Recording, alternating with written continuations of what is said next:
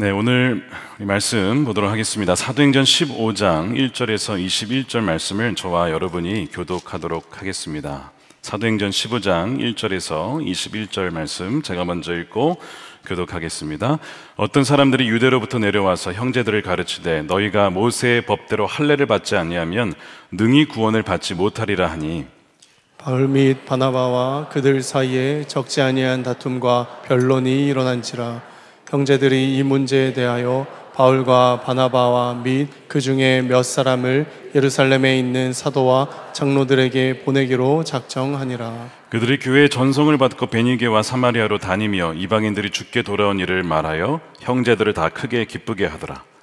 예루살렘에 이르러 교회와 사도와 장로들에게 영접을 받고 하나님이 자기들과 함께 계셔 행하신 모든 일을 말하매, 바리새파 중에 어떤 믿는 사람들이 일어나 말하되 이방인에게 할례를 행하고 모세의 율법을 지키라 명하는 것이 마땅하다 하니라.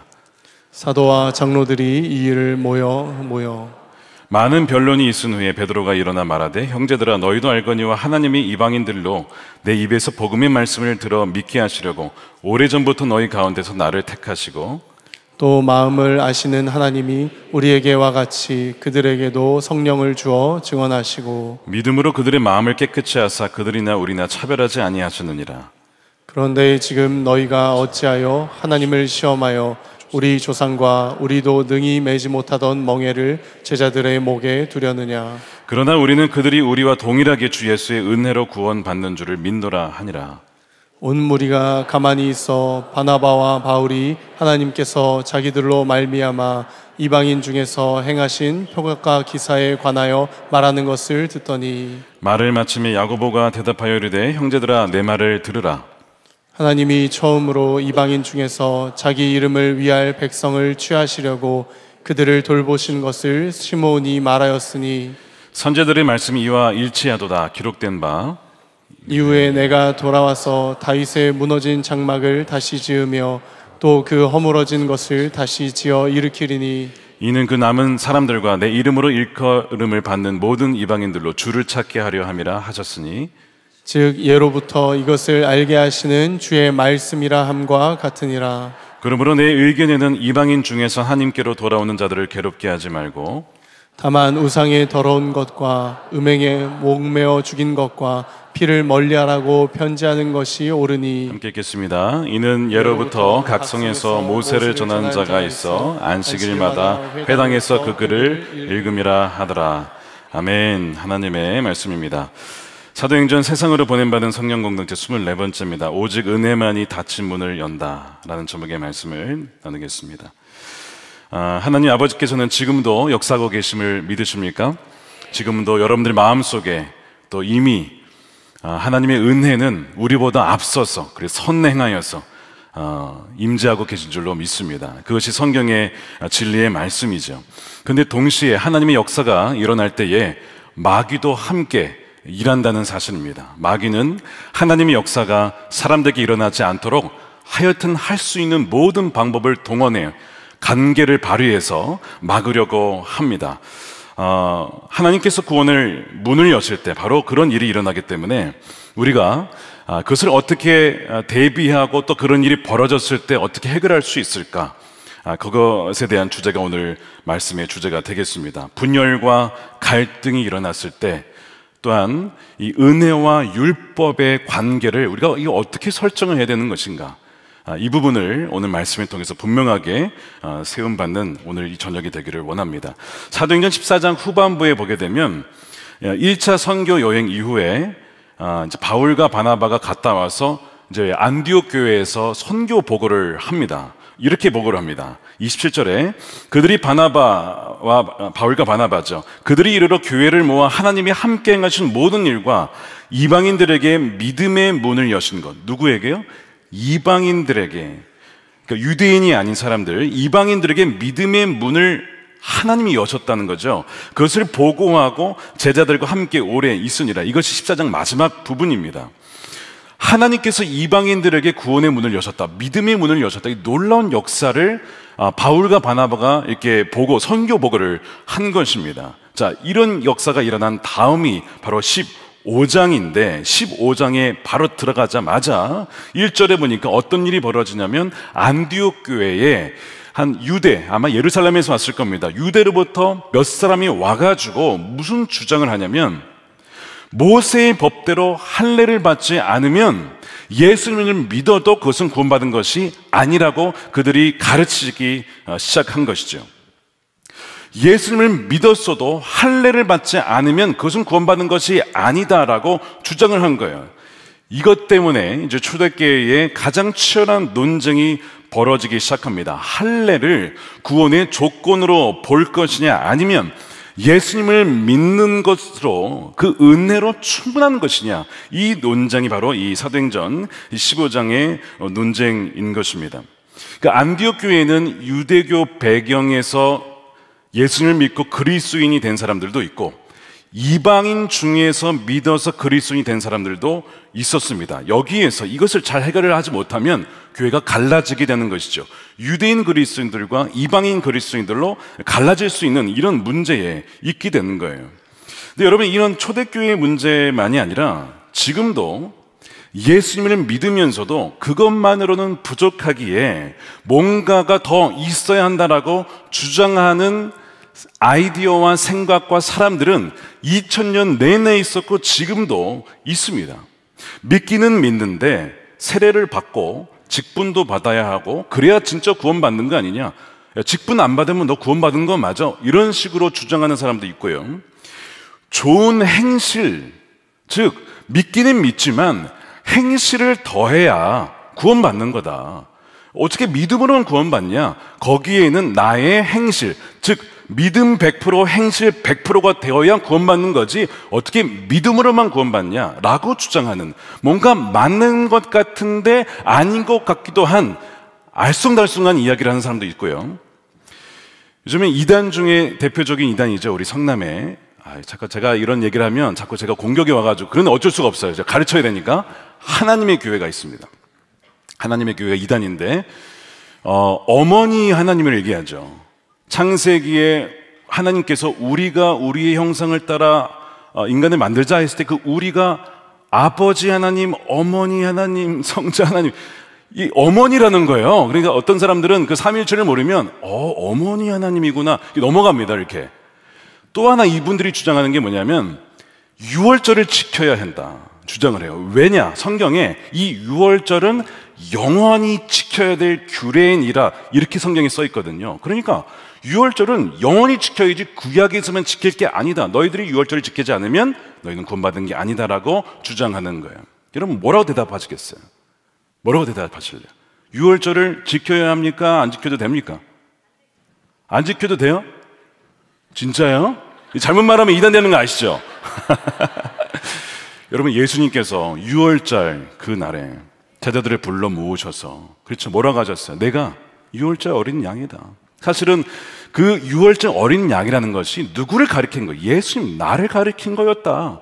내가 너희의 죄를 위하여서 다 사하기 위하여서 내가 대신 짊어지려고 온 것이다라고 이제 사실은 말씀하시면서 히브리서에 나와 있듯이 예수님의 그 유월절 어린 양의 죽음은 한 번으로 영단번에 해결이 된 거예요. 다시 우리가 유월절을 지킬 필요가 없는 것이죠. 우리가 성찬을 지키는 것이 이걸 해야만 구원받는 게 아니고, 성찬을 통해서 예수님이 십자가의 어린 양의 구원하심을 우리가 기억하고, 성찬을 통해서 성령을 통하여 그분의 그 영이 우리 가운데 함께 함으로써 우리가 이제는 예수님과 함께 동행하는, 예수님과 연합된 존재로 살아간다는 것을 다시 한번 증언하고 선포하기 위해 우리가 그 은혜의 수단으로서 성만찬을 하는 것이지, 이거를 해야만 구원받는 게 아니라는 것이죠. 그러니까 이 부분이 명확하지 않으면 사람들이 이제 막 헷갈리는 거예요. 야, 그렇구나. 이게 그래서 사람들이 하나님의 교회에 가는구나. 뭐 이렇게 해서 진짜 거기에 설득이 돼서 가는 사람들이 있다는 말이에요. 그러니까 이것이, 이 초대교회의 이 문제가 그때만이 아니라 지금도 다양한 이단을 통해서, 심지어 정통교단이라고 하는 교회 안에서도 어떤 행위를 덧붙여서 짐을 지우는 일들이 있기 마련입니다. 문제는 이런 이제 구원을 위해서 뭔가가 더 붙여진다고 했을 때, 말씀드린 것처럼 예수님의 십자가와 부활이 그럼 뭘 완성시켰느냐? 그것만으로 충분하지 않다라고 하는 그 복음을 부정하게 되는 일이 되기 때문에 이것은 굉장히 심각한 논쟁이었습니다. 이 안디옥 교회에서 벌어진 이 갈등이 즉각적으로 이제 교회를 흔들었기 때문에 이제 사도들을 예루살렘을 보내서 이거를 거기서 한번 토론을 해보자라고 해서 이제 사도들이 예루살렘 교회로 모이게 된 것입니다. 사실 이제 이방인 신자들은 예수님 믿고 이제는 이 율법을 지킴으로써가 아니라 우리가 은혜로 예수님 믿음으로 그래서 그 신앙생활의 자유를 누렸는데 이들의 이 주장 때문에 굉장히 마음이 좀 무거워진 거예요. 나는 그럼 구원받지 못하는 것인가? 이런 이제 논쟁이 계속 벌어지면서 사실은 이 다툼이 일어나게 됩니다. 2절에 보십시오. 바울 및 바나바와 그들 사이에 적지 아니한, 그러니까 바울과 바나바와 이 유대에서 온 사람들 사이에서 이 다툼과 변론, 서로 논쟁이 벌어집니다. 누가 옳으냐라는 이 논쟁이 벌어지죠. 결국에는 이제 예루살렘에 있는 사도와 장로들에게 이들을 보내서 거기에서 결정을 하기로 한 것입니다. 이 교회의 역사에 굉장히 중요한, 교회가 갈라질 수 있었던 중요한 바로 시점에 이들이 있었던 것입니다.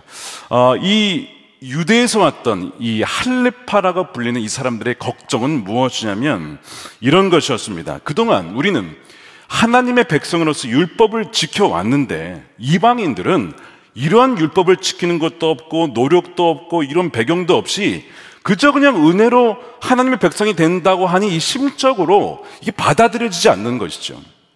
그래서 이들 안에 있었던 위기의식은 이런 거였습니다. 이 구원을 이렇게 쉽게 받는다면 우리 유대인들의 정체성은 뭐냐? 우리가 지금까지 지켜온 율법과 전통은 이게 뭐가 되는 거냐? 이방인들이 과연 우리와 동등하게 하나님의 백성이 정말 될 수 있는 거냐?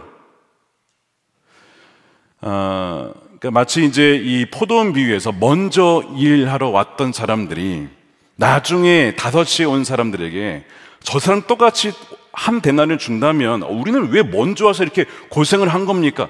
똑같이 그 얘기가 지금 벌어지게 된 거죠. 우리는 지금까지 유대인으로서 말씀을 지켜온 이들인데 이방인들은 그런 것도 없었는데 하나님 백성이 된다고 하니 이게 뭐예요? 억울한 겁니다. 억울한 거예요. 그리고 이것이 유대의 전통의 근본이 흔들린다라고 이들은 우려를 했던 것이죠. 반면 이 바울과 바나바는 구원을 주신다라는 예수님의 은혜가 이 율법의 멍에를 그대로 지고 갈 경우 진정한 복음의 능력, 예수님께서 이미 완성하신 그것을 잃어버리게 된다라고 반발을 하게 된 것이죠. 그러니까 우리도 마찬가지로 신앙생활을 할 때에 우리가 뭐 이것도 해야 되고 저것도 해야 되고 이런 것들이 있는데 이것이 우리에게 마치 짐처럼 느껴지고 왜 이것을 해야 되는지를 모른 채에 하게 되었을 때에 이런 의문을 가질 수가 있습니다. 그래서 극단으로 가요. 하나는 그런 종교적인 의문은 안 해도 된다라고 해서 아예 율법을 싹 다 배제해버리는 무율법주의나 혹은 반대로 아니다, 지켜야 된다, 이것도 지켜야 되고 저것도 지켜야 진짜 그리스도인이지 너 마음대로 살면 그게 그리스도인이냐 라고 해서 약간 율법주의로 나아가는 이 양극단의 모습이 교회 역사상 계속 나타났던 것입니다. 그러니까 이 팽팽한 이 싸움에서 이 초대교회가 이것을 어떻게 해결했을까? 여러분, 이제 어떤 공동체든 갈등이 벌어지면 이제 파가 이렇게 딱 갈라지잖아요. 그럼 이거 해결을 할 때 어떻게 해야 되냐? 양쪽 이야기를 다 들어줘야 됩니다. 먼저 양쪽 이야기를 다 들어봐야 돼요. 편견 없이. 먼저 이제 이 할레파의 주장을 한번 잘 들어봐야 됩니다. 이들이 무조건 나쁘다라고 할 것이 아니라 왜 이들이 이런 주장을 했는지를 객관적으로 볼 수 있어야 돼요. 자, 이들의 이야기는 이런 겁니다. 할례라고 하는 것이 꼭 그 어떤 그 할례의 그 문자적인 의미가 아니라 할례라고 하는 이 단어에는 하나님의 말씀에 순종해야 한다는 것이 모든 것이 담겨 있는 거예요. 하나님의 백성이라면 하나님의 말씀을 지켜야 되는 거 아니냐. 그래서 이 말씀을 지킴으로써 우리가 하나님의 백성인 것이 증명되는 거 아니냐라고 하는 것인데요. 그래서 실제로 이 할례를 하나님이 명하셨잖아요. 아브라함에게 할례를 하라고 직접 명하신 것이었거든요. 창세기 17장, 우리가 지난주 본문이었죠, 새벽에. 이렇게 되어 있습니다. 10절에 너희 중 남자는 다 할례를 받아라. 이것이 나와 너희와 너희 후손 사이에 지킬 내 언약이니라. 너희는 포피를 배워라. 이것이 나와 너희 사이에 언약의 표징이야. 이게 없으면 하나님의 자녀가 아니라고 하는 그런 의미로서 하나님께 말씀하신 것처럼 보이는 거예요. 그러니까 할례를 받은 자만이 구원받는 것이다라는 주장을 이들은 하게 된다는 것입니다. 할례만이 아니고 하나님의 모든 율법이 주어진 것도 마찬가지라는 거예요. 이 율법은 주님 앞에 다른 신을 섬기지 말아라부터 해가지고 이제 십계명에 보면 이제 하나님에 대한 말씀, 우상을 섬기지 말아라, 만들지 말아라, 그 다음에 이제 부모님을 공경해야 된다, 거짓말하지, 이렇게 쭉 이제 어떤 구체적인 명령들이 쭉 나오잖아요. 이 율법과 십계명을 보게 되면 이 하나님의 백성이 뭘 지켜야 되는지, 또 하나님께서 뭘 요구하신지가 아주 세세하게 나와 있습니다. 문제는 이 율법이 구원으로 올라가는 사다리요 조건이 됐을 때 이것이 문제가 되는 거예요. 율법을 지킴으로써 구원을 얻는 것이라고 하는 순간 이것이 이제 문제가 되는 것입니다. 율법은 여러분 구원의 조건이 아니라, 율법은 하나님의 백성이 하나님을 사랑하고 이웃을 사랑한다고 했을 때에 어떻게 하는 것인지 그 사랑의 표현의 방법이 바로 율법인 것이죠. 이것이 변질돼서 하나님의 사랑을 받으려면 이것을 지켜야 한다, 심지어는 하나님의 그 구원의 백성이 되려면 이것을 지켜야 한다라고 변질이 되기 시작한 것입니다. 그래서 율법을 흠잡을 데 없이 지키면 하나님으로부터 의롭다라고 칭함받는 그 조건을 바로 이 율법의 준수로 여겼던 것이죠. 근데 여러분, 하나님은 율법을 지키는 것을, 율법을 주신 것이 그런 의도로 우리에게 주신 것이 아닙니다. 여러분 잘 주목하셔야 돼요. 우리가 신앙생활 할 때 여러 가지 뭐 기도해야 됩니다, 뭐 말씀 읽읍시다, 뭐 헌금을 합시다, 뭐 봉사를 합시다, 여러 가지 많잖아요. 어떻게 보면 그것도 다 율법의 일부라고 볼 수도 있는데, 이 율법을 어떻게 우리가 복음 안에서 해석을 해야 될까? 오늘로 종교를 시키는 겁니다. 제가 예를 들어 볼게요. 율법을 지키는 것은 마치 부모와 자녀와의 관계로 설명할 수가 있습니다. 부모로서 자녀를 기를 때에 나름대로 부모님들은 자녀 양육의 원칙이 있습니다. 원칙 여러 가지가 있어요. 뭐 밤늦게 돌아다니면 안 된다, 몇 시까지 와야 된다, 뭐 먹을 때는 건강한 거 먹어야 된다, 뭐 하여튼 뭐 세세한 것부터 뭐 여러 가지가 나름대로 집안의 규칙이 있단 말이에요. 근데 여러분, 부모에게 자녀들이 순종을 가르치게 하는 것은 뭐 자기 훈련을 위해서도 필요한 것이지만, 부모님이 자녀에게 이것을 준 것은 왜 준 것일까요? 자녀를 사랑하고 자녀가 잘 되기 위해서 주신 거예요. 그래서 자녀에게 이래라 저래라 하는 거예요. 근데 자녀 입장에서는 그걸 잘 받아들이지는 못하죠. 저는 어렸을 때 저희 예를 들면 늘 학교에 갈 때마다 저희 뭐 아버지가 계시든 어머니가 계시든 늘 하셨던 말씀이, 도로를 건널 때는 절대 그냥 건너지 말고 먼저 좌우를 살피고 차가 오는지 안 오는지를 보고, 빨간불은 절대 건너지 말고 파란불에 건너되 그때도 확인을 하고 손을 들고 건너라. 야, 길 하나 건너는데 왜 이렇게 율법이 많아, 조건이. 그 어린 나이에 이거를 다 지킬 수 있겠냐고요.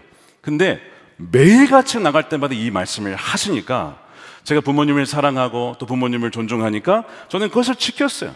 그래서 진짜 지금도 마찬가지로 차를 건널 때 항상 양쪽을 다 보고, 파란불이 켜져도 바로 가지 않고 파란불 때도 차가 올 수 있다는 생각을 하고 확인을 하고 갑니다. 어렸을 때 그렇게 배웠기 때문이에요. 그래서 저는 그 순종을 하면서 갔는데, 어느 날은 급하니까 길을 건널 때에 어떤 마음이 들까요?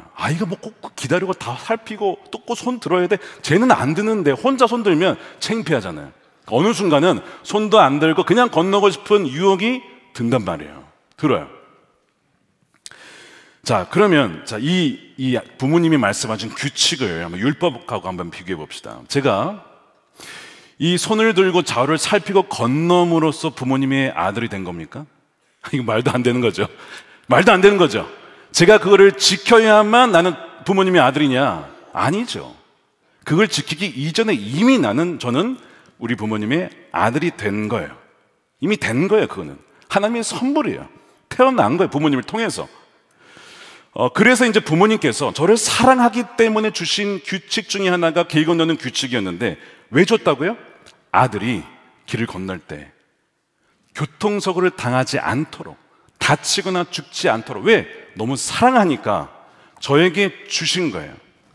어렸을 적에는 이걸 잘 몰랐는데 크면서 알게 됐죠. 왜 부모님은 나에게 그렇게 자주 말씀하셨을까? 왜 그랬을까요? 저희 누님이 어릴 적에 교통사고로 먼저 천국에 갔어요. 4살 나이에. 저는 이제 그 히스토리를 몰랐죠, 어렸을 때는. 나중에 크고 보니까 사랑한 딸을 잃어버린 그 부모님의 마음에 아들을 다시 잃을 수는 없으니 하여튼 어떻게 해서든지, 그렇다고 매번 따라다닐 수는 없고, 이 아이가 학교를 그래도 걸어서 한 1km 이상을 걸어 다녀야 되는데, 그때마다 이 아들을 사랑하기에 그렇게 세세한 규칙을, 근데 그게 누구를 위해 주신 거냐면 저를 위해 주신 것이죠. 동시에 우리 부모님을 위한 것이기도 해요. 네가 그것을 지켜야만 부모님도 안심하고 또한 그렇게 살아가실 수 있으니, 제가 이제 이걸 돌아보면서 율법에 적용해 보니까 하나님께서 우리에게 이렇게 두껍게 말씀을 주신 것이 우리를 힘들게 하려고 주신 게 아니라, 왜 주신 거예요? 우리를 사랑하기 때문에 우리가 어떻게 하면 우리가 지음받은 대로 행복하게 살아갈 수 있는지 하나하나 다 일러 주신 거예요. 여러분 이제 뭐 차를 몰고 다니시는 분들 계실 텐데, 때가 되면 이제 엔진 오일 갈잖아요. 엔진 오일 갈 때 그 차에 맞는 매뉴얼에 엔진 오일 어떤 종류가 있습니다. 그거를 넣어야 된다고 매뉴얼에 써 있어요. 그거 왜 써 있냐? 다른 거 넣으면 되죠. 왜 꼭 그걸 넣어야 되냐? 왜 그러냐? 제작자가 이 오일을 넣어야 이 차가 안전하고 오래도록, 그리고 가장 최적의 성능을 발휘할 수 있다라고 알기에 이 오일을 쓰라고 한 거예요. 근데 그 오일을 쓰라고 썼을 때에는 다른 건 다 못 쓰니까 굉장히 제약되는 것 같죠. 그러나 그걸 써야만 그 차가 최고의 성능을 오래 발휘하는 겁니다. 마찬가지로 우리를 누가 지으셨습니까? 하나님이 우리를 지으셨어요. 우리가 우리를 안다고 하지만요, 우리는 우리 몸 제대로 잘 몰라요. 실제로 우리가 살아가는 습관 중에 우리 몸을 망가뜨린 습관이 굉장히 많습니다. 사실 어제 이기호 박사님이라고 이 태초 먹거리 쓰신 분이 저희 목사님들 강의를 하는데, 거의 강의의 80%는 우리가 다 반대로 하고 있어요. 지금 저희나 목사님들이 예를 들면 천천히 씹어 먹어라. 누가 언제 천천히 씹어 먹어요? 그냥 빨리 먹고 그냥 끝내야지. 시간이 없는데 다 반대를 하고 있어요. 하나님께서 씹어 먹으라고 이빨을 주셨는데 우리는 그냥 다 삼켜 넣어버려. 10분 안에 밥을 다 끝내버려. 15분 넘게 먹어야 이게 배가 배부르다 하고 이제 그만 먹어야 할 텐데, 15분 안에 빨리 먹어버리면 이게 이제 과식인 줄 모르고 계속 먹다가 위가 넘어가 버리는 거예요. 이제 우리가 하나님께서 지으신 어떤 창조 원리를 거스른 채에 살아가는 게 너무 많은 거예요. 우리 몸이라 할지라도 모르는 게 너무 많은 거죠. 근데 하나님은 우리 몸을 너무나 잘 아시죠. 그렇기 때문에 이 성경에 뭘 먹으면 좋다, 먹지 말아라가 다 결정돼 있어요. 먹지 말아야 하는 그 동물들이나 가만 보면 다 우리 몸에 안 좋은 것들이에요. 예를 들면 뭐 상위 포식자들, 이런 물고기 이런 거 먹으면 중금속, 뭐 수은부터 해가지고 다 몸에 쌓이는 것들, 다 성경이 그거 먹지 말라고 돼 있는 것들이에요. 하나님께서 우리 너무 잘 알기 때문에 이 율법을 주신 것이구나. 그러니까 율법이라고 하는 것은 이거를 지킴으로써 우리가 구원받는 게 아니라, 은혜로 인하여 하나님 백성이 된 자들이 하나님을 사랑하고 또한 이웃을 사랑하기 위해서 어떻게 살아가는 것에 대한 매뉴얼로 주시는 거예요. 그래서 요한일서에 보면 우리가 하나님을 사랑한다는 것이 뭐냐라고 했을 때, 여러분 하나님 사랑하는 게 뭐예요? 하나님을 어떻게 사랑할 수 있어요? 이거 어렵나요? 여러분 하나님을 어떻게 사랑할 수 있죠? 자, 성경이 뭐라고 되어 있냐면 요한일서 5장 3절 보세요. 이렇게 되어 있습니다. 우리 함께 읽어보겠습니다. 시작. 하나님을 사랑하는 것은 이것이니 우리가 그의 계명들을 지키는 것이라. 그의 계명들은 무거운 것이 아니로다. 제가 부모님을 사랑한다면 저는 길 건너기 전에 좌우를 살피고 안전하게 건너므로써 부모님의 마음을 아프지 않게, 그렇게 함으로써 부모님을 사랑하는 거예요. 그리고 부모님도 저를 사랑하게 이 말씀을 주신 거예요. 그러니까 계명을 지키는 것은 이게 뭐 우리를 얽매고 힘들게 만드는 것이 아니라 하나님을 사랑하는 방법이라고 하는 것이죠. 예를 들면 이제 이런 겁니다. 사랑하는 연인이 있다고 칩시다. 사귀면서 언약을 맺었어요. 이제 언약을 맺는데 여러 가지 이제 10계명을 서로, 연인의 10계명 이런 거 있잖아요. 왜 그런 거 안 해보셨어요? 괜찮아요. 안 해도 괜찮아요. 그런 경우가 있어요. 이렇게 사귈 때 서로 지켜야 될 것들을 이렇게 정하는 경우가 있는데 뭐 이런 겁니다. 서로, 그러니까 딴 남자 보지 않기, 딴 여자 보지 않기, 이제 이런 조건이 있어요. 안 해보셨어요? 그런 게 있다고 칩시다. 자, 그런 게 있으면, 야, 어떻게 살아가면서 다른 여자를 안 볼 수가 있어요? 아니, 지구상의 반이 여잔데 안 볼 수는 없잖아요. 근데 그런 의미가 아니라 마음을 주지 말라는 거잖아요. 이제 서로 사귀니까 서로만은 보자는 거 아닙니까? 자, 이 계명만 보면 이걸 어떻게 지키나 싶은데, 여러분 살아가게 되면요, 이게 됩니다. 이거 뭐 어떻게 제가 예화로 한번 들어볼까요? 제가 아내와 연애를 할 때, 여자친구였을 때 저에게 사람 여자친구, 그러니까 여자 사람 친구가 있었을까 없었을까요? 있었죠. 있었는데 교제를 하다 보니 시간이 없어요. 일단 그러니까 여자친구가 만날 시간도 없는데 여자 사람 친구 만날 시간이 어디 있냐고. 여기 있어야지. 그러니까 자연스럽게 멀어지는 거예요. 첫 번째. 두 번째, 여자친구가 싫대요. 남자와 여자 관계에 친구가 어디 있냐 이거야. 그래서 안 만났으면 좋겠다 라고 하는 것을 얘기를 해요. 그럼 제가 여자친구를 사랑하면 어떻게 하겠어요? 그러면 만나지 않을게, 그러는 거예요. 이게 어려운 게 아니라 사랑하면 그렇게 할게 라고 되어지는 거거든요. 그러니까 지금 우리가 하나님을 사랑한다고 하면 하나님이 기뻐하시는 일이 있어요. 내가 정말 그걸 기뻐한다 그러면 하게 되는 것이고, 싫어하고 미워한다 그러면 안 하게 되는 거예요. 먼저는 사랑이고 그 다음에 계명을 지키는 거거든요.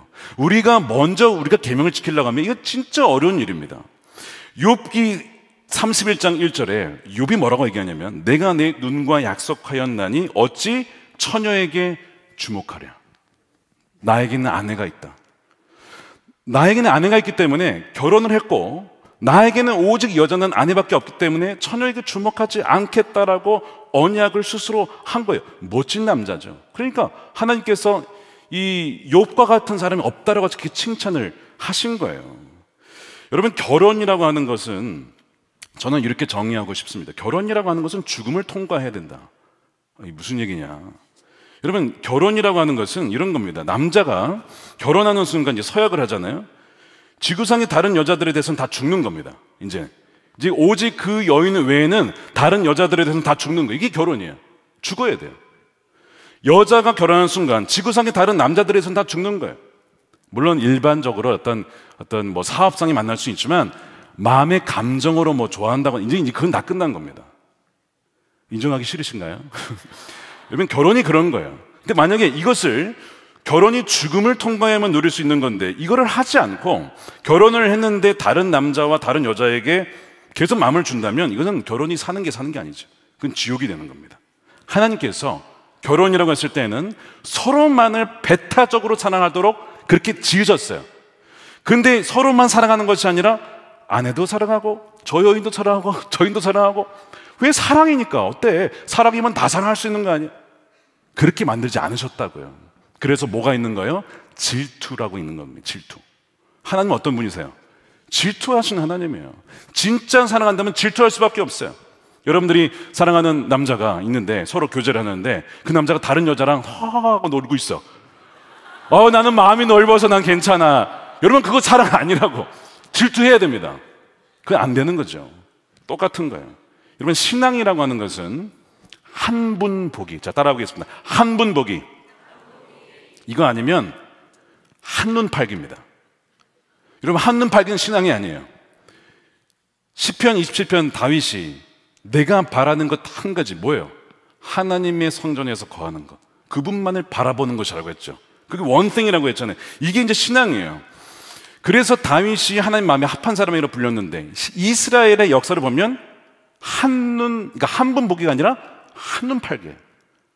계속 하나님도 보다가 우상도 바라보면서 계속 곁눈질을 하는 거예요. 계속 곁눈질. 그래가지고 너무 마음이 아프니까 징계를 통해서 바벨론 포로로 끌려가게 되죠. 십계명에서 하나님께서 나 외에 다른 신을 두지 말아라 라는 계명이 주어졌을 때 그 우상이라고 하는 것은 헛된 것인데 왜 헛된 것을 사랑하고 의지하냐? 너무 마음이 아프니까 이 계명을 주신 거예요. 왜? 우리를 사랑하니까. 그러니까 모든 것이 계명은 다 뭐예요? 사랑의 표현입니다. 우리를 향한 사랑의 표현이고요, 우리가 그 계명을 지킬 때는 역시 하나님을 사랑하는 표현이 되는 거예요. 왜 부모를 공경하라고 했을까요? 신명기 5장 16절에 너는 내 하나님 여호와께서 명령한 대로 너희 부모를 공경하라. 그리하면 너희 하나님 여호와가 너에게 준 땅에서 너의 생명이 길고 복을 누리리라. 하나님께서 우리를 지으실 때에 방법이 부모님을 통하여 오도록 하셨어요. 부모님은 우리를 낳아주신 분입니다. 생명의 근원이 되시는 거예요. 그러니까 그 부모를 공경하는 것, 곧 하나님을 공경하는 것과 같다라고 하나님 그렇게 받아주신다는 것이죠.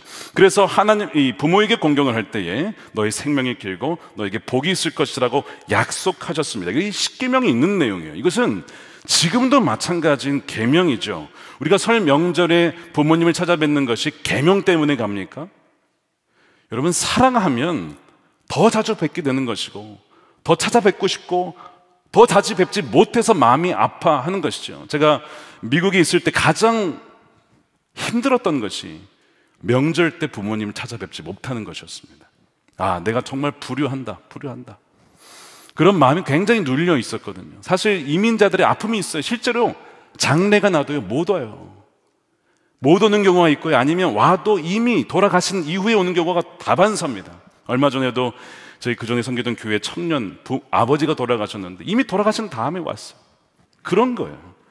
늘 그 마음에 그런 눌림이 있는데요, 부모님을 사랑하기에 찾아뵙는 것이죠.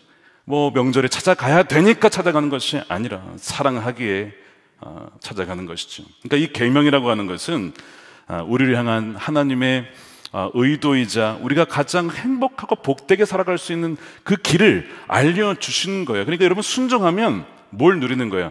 복을 누리는 거예요. 샬롬을 누리게 되는 것입니다. 하나님 평강을 누리게 되는 거예요. 여러분, 말씀에 순종하는 여러분 되시길 축복합니다.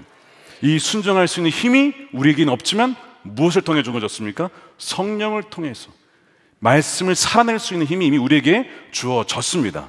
그렇기 때문에 성령을 통해서 우리는 순종할 수가 있는 거예요. 제가 이제 이 헌금과 관련해서 잠깐 말씀을 드리면, 제가 군대에 있을 때, 제가 이제 군종병으로 사단 군종병으로 섬길 때 군종 목사님께서 그 얘기를 하셨어요. 헌금에 대해서 간단하게 얘기를 하시더라고요. 헌금 생활을 하다 보면 이렇게 좀 갈등이 올 때가 있어요. 이 금액 가지고 이만큼을 낼까? 이만큼을 낼까? 갈등을 한다는 거예요. 그래서 다 공감하죠. 여기에 공감 안 할 사람이 어디 있겠어요? 근데 그분이 이러시더라고요. 우리가 헌금할 때 갈등하면 하나님도 우리에게 갈등할 수 있다, 이렇게 하시는 거예요. 무슨 얘기냐 했더니, 무슨 말씀이십니까 했더니, 우리가 하나님께 드리는 것이 아까워서 이 11조 이거 너무 큰 거 아니야? 그래서 이거 5%로 낮출까? 이렇게 갈등을 하잖아요. 그러면 이제 하나님께서도 나중에 복을 주실 때 얘에게 줄까? 얘가 정말 청지 역할을 제대로 할까? 다른 애가 낫지 않을까? 뭐 예화긴 하지만 저는 그 이야기가 제 마음속에 확 박혔어요. 나의 생명도, 내가 가진 것도, 여러분, 이 옷도 제가 태어날 때 가지고 태어난 거 아닌 거 아시죠? 가지고 태어날 때 아무것도 안 갖고 태어났어요. 근데 지금 가진 것이 많이 있어요. 다 누가 주신 거예요? 하나님 다 주신 거예요. 다. 그런데 11조, 여러분 11조를 안 하면 구원 못 받습니까? 아니죠. 그게 이단이에요. 그러면 11조 안 하면 구원 받지 못한다, 이단이라고. 근데 왜 11조를 얘기를 하냐? 너의 근원, 너가 가진 모든 것이 누구에서 왔는지를 기억해라. 너가 잘해서, 너가 능력이 있어서, 너가 재능이 있어서 얻은 게 아니라 내가 너에게 준 거라는 걸 잊지 마. 그래서 11조는 아주 미니멈이에요. 미니멈. 사실 신약 성경이 와서 11조 얘기 잘 안 하죠. 예수님께서 11조 얘기를 한번 하긴 하셨지만 잘 얘기 안 하는 이유가 뭔지 아세요? 신약 와서는요, 다 드립니다. 다. 바나바 자기 땅 그냥 드리죠. 그냥 기쁨으로 드리죠. 기쁨으로. 11조는 미니멈이에요. 구약에서 그냥 어쩔 수 없이 그냥 최소한으로. 신약에 와서는 성령의 말미암아. 우리 모든 것이 다 주님이 주신 것이니 기꺼이 우리 몸도 마음도 인생 다 주님께 바쳐지는 것이거든요. 그래서 11조 얘기가 잘 안 나오는 거예요. 이거 가지고 또 신약에 가서는 11조 얘기 안 하니까 11조 안 해도 된다. 하나님 갈등하신다니까. 이제 하나님 줘야 되나 말아야 되나 이런다니까. 여러분, 헌금 생활, 기도 생활, 말씀 생활, 전도, 모든 것이 의무가 아니라, 우리를 억누르게 하는 것이 아니라 하나님을 사랑한다면, 아, 그분이 이것을 기뻐하시는구나, 그걸 원하시는구나. 전도요, 의무가 아니라 하나님이 잃어버린 자들에 대해서 이렇게 아파하시는구나. 제가 이번에 2주 전인가 여기 판교를 간 뒷길을 가는 길 있죠. 여기 이제 뒤로 가는 길에 사진을 내가 찍어놨어요. 뭘 찍었냐면 강아지인데, 강아지를 찾는데, 근데 여러분 결정적인 제보만 해도 얼마? 200만 원을 준다는 거예요. 결정적인 제보만 해줘도 강아지 하여튼 뭐 푸들같이 생겼는데, 제가 일단 찍어놨어요. 200만 원 벌려고 찍어놓은 게 아니고, 그게 아니고 또 누가 또 오해해가지고 김다희 목사 200만 원 벌려고 또 사진 찍었다고, 그렇게 또 악마의 편집하시지 마시기 바랍니다. 그게 아니라 하나님의 마음, 잃어버린 자에 대한 하나님 마음이, 여러분, 그 주인이 강아지 찾는 것보다 하나님께서 잃어버린 영혼 찾는 마음이 얼마나 더 크시겠냐고. 우리 오늘 이제 우리 찬양하다 주님의 시선이 있는 곳에 나의 시선이 가기를 원합니다. 주님께서 그 잃어버린 영혼을 원하고 찾고 계신다면 나도 찾기를 원하는 것이 당연한 거 아니냐. 그 마음을 하는 거죠. 사랑하니까. 그러면 뭐 율법 지키는 게 어려운 게 아니라고 말씀을 하는 거예요. 그러니까 지금 이제 이 할례자들은 이것을 이제 이렇게 해석하지 않고, 마치 이것을 이제 부모님에 대해서, 내가 이걸 잘 지키면 부모님이 나를 사랑하실 거야, 내가 이걸 잘 지키면 부모님이 나를 인정해 주실 거야, 이렇게 사랑의 결핍 가운데 이 율법을 왜곡시켜서 구원의 조건으로 사람들에게 더 어렵게 구원의 문으로 나가지 못하도록 자신도 모르게 그 역할을 하고 있었던 거예요. 이 할례자들은 누가복음 15장에 나오는 누구와 같냐면 탕자의 형과 같습니다. 그 동생이 돌아오는 거를 별로 탐탁치 여기지 않는 거예요. 나는 늘 아버지 집에서 다 지켰거든, 다 순종했거든. 근데 저놈은 허랑방탕하게 하다가 이제 와가지고, 근데 아버지가 받아준다고? 저놈을 받아준다고? 저놈하고 나랑 똑같다고? 막 화가 나는 거죠. 형이 화가 났잖아요. 분노하잖아요. 지금 할례자들이 딱 그 마음인 거예요. 어떻게 이방인들이 무슨 전통이 있다고, 우리는 지금 수백 년을 지켜왔는데 어떻게 그냥 숟가락 갖다 얹으려고, 이런 마음으로 막 화가 나가지고 얘기하는 것이죠. 그래서 이제 예수님만으로도 안 되고 불충분하고 할례를 받아야만 한다라고 1절에서도 그리고 5절에서도 그런 주장을 하는 거예요. 여러분, 이런 일들이 우리 한국 교회에도 있을 수 있어요. 이런 겁니다. 똑같지는 않지만 비슷한 일들이 있을 수 있습니다. 교회에 오려면 술, 담배 끊어야 돼. 이런 얘기 들어보셨어요? 들어보셨대요. 경험자신가요? 어쨌든 술, 담배를 끊어야만 올 수 있다는 거예요. 여러분, 이게 무슨 말이에요? 여러분, 그것도 구원의 조건을 거는 거예요. 여러분, 술, 담배를 끊어야 교회를 오는 게 아니고, 교회를 와서 은혜를 받아서 변화되면 끊어지는 거죠. 순수가 그거 아닙니까? 근데 왜 이런 조건을 걸어가지고, 당신 담배 냄새 나니까 교회 오지 마. 여러분, 그거를 아내가 그렇게 얘기하는데, 아내가 물론 이해는 가요. 다른 사람들에게 피해를 줄 수 있으니까. 근데 그것이 구원의 어떤 조건이 되고 장벽이 돼서, 술, 담배 하면 어때요? 술, 담배가 문제입니까? 여러분, 우상 숭배와 교만이 성경에 말하는 가장 큰 죄악 아닙니까? 여러분, 난 교만하지 않다 하면 손 들어보세요. 교만하지 않다라고 손 드는 순간 교만한 거 아시죠? 다 교만하고 하나님만 사랑하는 거 아니라 우리 다 한눈 팔고 있잖아요. 양다리 걸치고 있잖아요. 그럼 교회 오면 안 되지. 그럼 빨리 안 되잖아요. 다 죄인이기 때문에 주여, 우리를 불쌍히 여기셔 주십시오. 주님의 은혜가 필요합니다. 복음의 능력으로 우리 변화시켜 주십시오. 그래서 오는 거 아닙니까? 그래서 주님의 은혜로 말미암아 복음의 능력으로 변화되어서 그것이 끊어지는 거예요. 내가 주님을 만나가 보니까 내 몸이 성령이 거하신 성전이래. 와, 내가 성전이야, 내 몸이. 그러면 그분이 오셨을 때 담배 냄새 때문에 아프지 않도록, 머리 아프지 않도록 담배 끊어야겠다. 술 마셔서 내가 정신 오락가락했는데 그러면 안 되지. 그분이 오셔서 나를 통치하시는데 술 먹어서 필름을 끊겼어야 되겠느냐. 어느 한순간도 주님의 통치에서 벗어난 시간이 없도록 온전히 다스림 받도록 술, 담배를 끊어야겠다. 자연스럽게 되어지는 것이죠. 근데 이것을 조건을 걸어가지고 당신은 뭐 하니까 뭐다, 당신 뭐 하니까 안 돼. 이것이 현대판, 할례파의 주장일 수 있다는 거예요. 이런 조건을 걸면 교회 올 수 있는 사람이 누가 있겠습니까? 아무도. 저도 뭐다.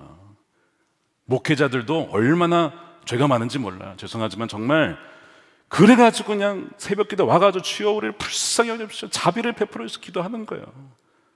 회개를 해도 또 그날 주님 앞에 범죄한 게 있어요. 생각으로나 마음으로나. 주님, 그런데도 저를 써주십니까? 저를 불쌍히. 목회자들도 죄가 많아요 사실. 근데 정말 그렇기 때문에 주님 앞에 나아가서 엎드려서 회개하고 또한 하나님이 새롭게 하시는 은혜로 살아가게 되는 것이죠. 여러분, 이 복음과 은혜, 이 율법의 관계를 잘 정립하셔야 돼요. 우리가 하나님의 자녀이기 때문에 성령의 능력으로 이 계명을 지키는 것이지, 계명을 지킴으로써 하나님의 자녀가 되는 게 아니라고 하는 것이죠. 자, 그래서 이것을 어떻게 이제 증언을 하냐면 바로 베드로와 바울과 바나바와 이제 이 둘의 증언을 바탕으로 야고보가 최후 판결을 내립니다. 이 이제 순서로 가는 거예요. 자, 먼저 첫 번째는 베드로가 무슨 얘기를 하냐면, 베드로가 과거에 일어난 역사에 대해서 증언을 합니다. 한 10년 전쯤에 고넬료 가정, 로마의 백부장 가정에 어떤 일이 벌어졌냐면 성령이 임합니다. 하나님이 그들에게 은혜를 부어주셔서 성령의 임재가 그들 가운데 임해요. 그거를 베드로가 봤어요. 그래서 베드로가 이렇게 증언하죠. 오늘 8절입니다. 마음을 아시는 하나님, 그러니까 고넬료가 마음속에 어떤 신적 존재를 찾은 거예요. 하나님을 찾았어요. 저 고넬료가 나를 찾는구나. 그 대상이 뭔지는 명확하지는 모르지만 뭔가 이 세상을 누군가가 신이 지었다라고 하는 것을 알고 찾았을 때 그 마음을 아시는 하나님이 고넬료에게 찾아오신 거예요. 우리에게 같이 그들에게도 성령을 주어 증언하시고 믿음으로, 그래서 하나님을 믿고 믿음으로 그들의 마음을 깨끗이 하사 그들이나 우리나 차별하지 않았다는 거예요. 이방인이나 유대인이나 차별이 없다는 거예요. 그런데 지금 너희가 어찌하여 하나님을 시험하여 우리 조상과 우리도 능히 매지 못했던 멍에 율법 다 지키지 못했거든요. 다 지키지 못했어요. 근데 그거를 어떻게 제자들의 목, 베드로가 뭐라고 하고 있어요? 제자들이라고. 지금 할례파들은 이들이 구원받지 못했다고 얘기했는데 베드로는 제자라고, 예수님이 제자라고 얘기해주고 있죠. 제자들의 목에 두려워 하느냐고 베드로가 증언을 함으로써 1차 방어를 먼저 합니다. 복음을 증명하고 또 변증을 한 거예요. 그러니까 지금 이 베드로의 주장은 율법을 지킴으로써 구원받는 것이 아니라, 손들고 횡단보도를 건너야 제가 부모님의 아들이 되는 것이 아니라 이미 자녀가 되었고 은혜요 선물로 되은 상태에서 부모님을 사랑하고 또한 저를 사랑하기에 그 말씀에 순종하여 지켰던 것처럼, 베드로는 우리가 하나님의 자녀가 되는 것은 율법을 지켜로서가 아니라 오직 예수님의 은혜로 된 것이라고 그렇게 말씀하고 있는 거예요. 자, 가장 중요한 구절이죠. 에베소 2장 8절입니다. 함께 읽어보겠습니다. 시작. 너희는 그 은혜에 의하여 믿음으로 말미암아 구원을 받았으니. 자, 여기에서 영어로 보니까 by grace, 구원이라고 하는 것은 은혜로 받는 거예요. by grace. 근데 그 은혜가 내 것이 되려면 뭐가 있어야 돼요? 믿음이 있어야 되는데 이 믿음조차도 은혜가 아니면 믿음이 생길 수가 없는 겁니다. 그러니까 은혜도 선물, 믿음도 선물인 거예요. 전적으로 은혜를 받는 겁니다. 어느 누구도 내가 믿었으니까 내가 구원받았다, 그 믿음을 공로로 내세울 수가 없어요. 그래서 뒤에 보십시오. 이것은 너희에게서 난 것이 아니라 하나님의 선물이다.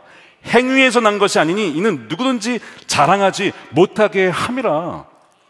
우리는 죽을 수밖에 없었던 자들입니다. 이 에베소 앞장에 보면 우리는 이미 죽은 자라고 했어요. 물에 빠진 비유를 하면 이미 물에 빠져서 허우적거리는 게 아니고 이미 죽었다고. 죽은 거예요. 이미 숨이 멈췄어. 누군가가 빠져 들어가서 거기에서 꺼내서 심폐소생 살린 거예요. 이거는 그 사람에게 어떠한 공로가 없는 겁니다. 전적으로 누군가에 의해서, 누구에 의해서 예수 그리스도의 은혜로 말미암아 살게 된 것이죠. 우리 모두가 지금 이 자리에 나와서 예배하고 찬양하고 기도하는 것은 우리가 어떤 믿음이 있어서, 여러분 절대 그렇지 않아요. 모든 그 믿음조차도 하나님이 주신 은혜로 갖게 된 것입니다. 제가 자주 예를 들죠. 여기 이제 물이 있어요. 저는 이 물에 대해서 제가 만들 수도 없고, 이 물을 깨끗하게 만들 수도 없고, 제가 갖다 놓은 것도 아니고 그냥 은혜로 선물로 주어진 겁니다. 그렇죠? 이게 맞죠? 이게 은혜예요. 저는 여기에 대해서 어떤 공로도 없어요. 근데 이 물이 제게 되려고 하면 이 물이 깨끗하고 이 물이 안전하고 저를 위해 주신 거다라고 제가 믿으면, 그럼 제가 뭘 할까요? 마시는 겁니다. 이렇게. 그러면 이제 이 은혜가 제게 되는 거예요. 그렇다고 해서 제가 이거를 내가 공로로 이 물을 마셨다, 공로로 뭘 주장해, 공로로 아무것도 물을 만들 수도 없는데, 저는 은혜라고 하는 것은 그거예요. 전적으로 100% 하나님에 의해서 우리가 믿음을 갖고 또한 구원을 받을 수가 있게 됐다는 것이죠. 그러니까 우리가 이 은혜만 알면요, 모든 것이 감사죠. 우리가 헌신을 해도, 내가 봉사를 해 주었어, 죄송하지만 혹시 그런 마음이 있다면 그럼 은혜를 모르는 겁니다. 목회자로서도 내가 일주일에 한 70시간 사역했네, 혹시 그런 생각 가진다면, 그런 분은 없겠지만, 여러분 그건 진짜 은혜를 모르는 거예요. 우리는 지옥에 갈 수밖에 없었던 자라니까요. 내버려두면 그냥 다 죽는 건데, 어떻게 하나님께서 우리를 찾아오셔가지고, 여러분 종교는 사람이 하나님을, 신을 찾는 거지만 기독교는 뭐예요? 신이, 하나님이 인간을 찾으러 오신 거 아니에요. 아니 신이 왜 인간을 찾아와? 그런 종교가 어딨냐고. 찾아오셔서 빠져 죽어간 걸 건져 주신 거 아니에요. 와, 그것만 생각하면 나는 진짜 너무, 난 내 평생 내 인생 다 바쳐도, 내 가진 거 다 바쳐도 그 은혜를 어찌 갚을 수 있냐고. 바다를 먹물 삼아도 그걸 어떻게 다 편할 수 있냐고. 그래서 이 은혜가 모든 것을 가능하게 하는 거예요. 우리 인생 전체가 다 하나님의 은혜 아니면 살 수 없는 것이니까. 그래서 은혜란 찬양 부르면 왜 이렇게 감동이 돼요? 맞거든. 다 우리 살아가는 게 일상이 당연한 게 아니거든요. 아니, 어제 죽었을 수도 있어요. 오늘 운전 오다가 죽었을 수도 있다고. 비행기 타다가 죽을 수도 있었다고. 우리 지난주에 필리핀 선교여행 애들 왔잖아요. 이 당연한 게 아니라고요. 그게 우리 이미 알잖아요. 당연한 게 아니라는 거를. 무사히 도착했습니다. 이준호 목사님이 사진 보내서 너무 감사한 거예요. 하나님 감사합니다. 이 당연한 게 아닌데 아이들이 일주일 동안 지켜주셨습니다. 거기서 하나님의 은혜를 찬양했습니다. 하나님을 증언했습니다. 이 당연한 게 아닌데 어떻게 이 아이들이 어릴 적부터 성교하는 아이들로 하나님 세워주셨습니까? 이 놀라운 특권을 어찌 이 아이들에게 주셨습니까? 너무 막 감사와 찬양이 막 눈물 나. 지금도 막 생각하면 눈물 나 진짜. 너무 감사하잖아요 진짜. 은혜 하나님께 박수 합시다 우리. 은혜 그냥. 그러니까 내 신앙생활 뭔가 좀 뻑뻑하다. 뭐가 없는 거야 지금? 은혜를 잊은 거야. 은혜를 서서 일어가는 그 이유가 있어요. 뭔가 나의 공로가 있는 거 아니냐. 그게 들어간 순간 은혜는 사라지기 시작합니다. 절대 여러분 꼭 기억하세요. 내가 왜 이 신앙생활이 뻑뻑하고 뭔가 비판적이고 뭔가 좀 짜증이 나고 왜 그러냐. 내가 얼마나 죄인이었는지, 내가 어디서부터 구원받았는지를 잊은 거예요. 아니면 구원받지 못했든지. 근데 아마 대개는 전자예요. 은혜를 잊어버린 거예요. 1만 달란트 탕감 받았는데 금수 잊어버리고 100데나리온 야 너 안 갚았어. 그렇게 되는 거라고.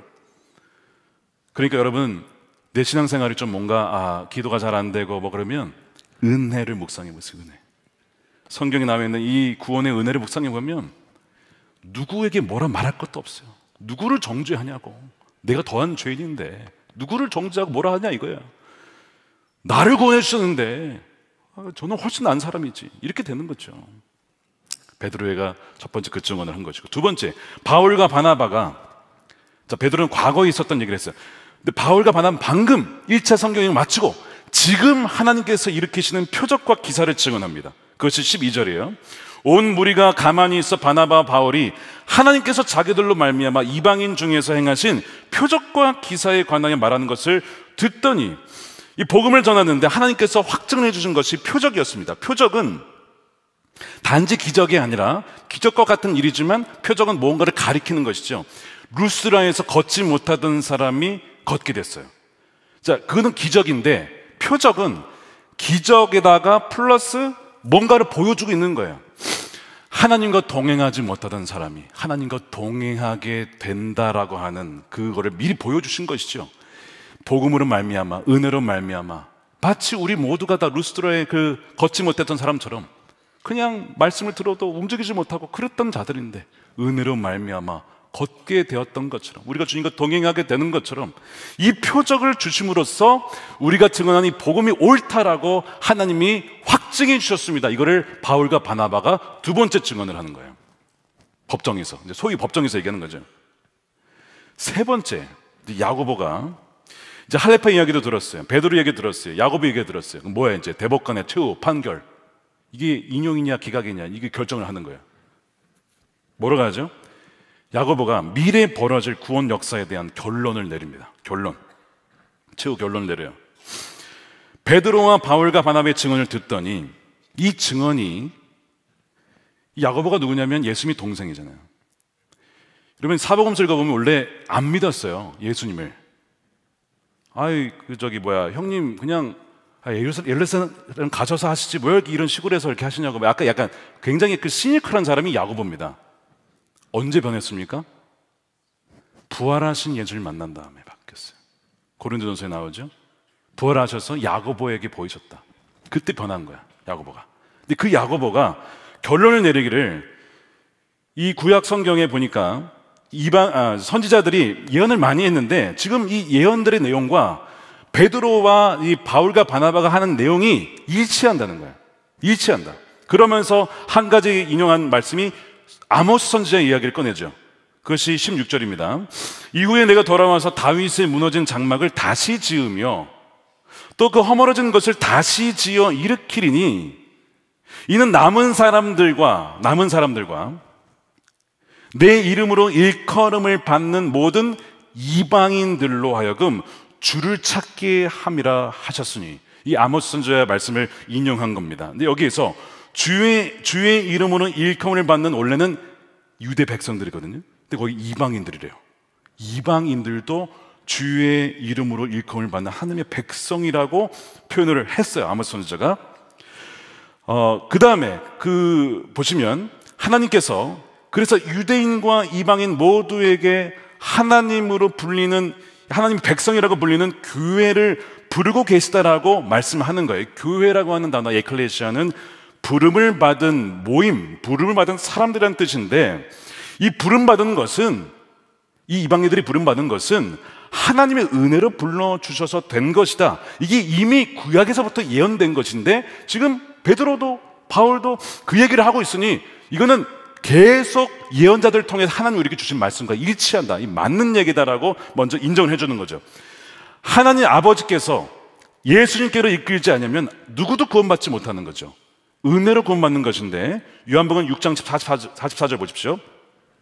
나를 보내신 아버지께서 이끌지 아니하시면 아무도 내게 올 수 없으니 오는 그를 내가 마지막 날에 다시 살리리라. 자, 이 말씀 보시면 예수님을 믿게 되는 것도 내가 믿을 수 있는 게 아니라는 거예요. 아버지께서 예수님께로 그 사람을, 우리를 이끌어주지 아니하면 예수님께 올 수가 없다는 거예요. 아버지께서 끌어주신다는 것이, 이게 뭐예요? 이것이 은혜죠. 이것이 은혜예요. 그래서 이 야고보가 이 아모스 선지자의 말씀을 인용을 하면서 다윗의 무너진 장막을 다시 짓고 허물어진 것을 일으킨대요. 이게 무슨 말이에요?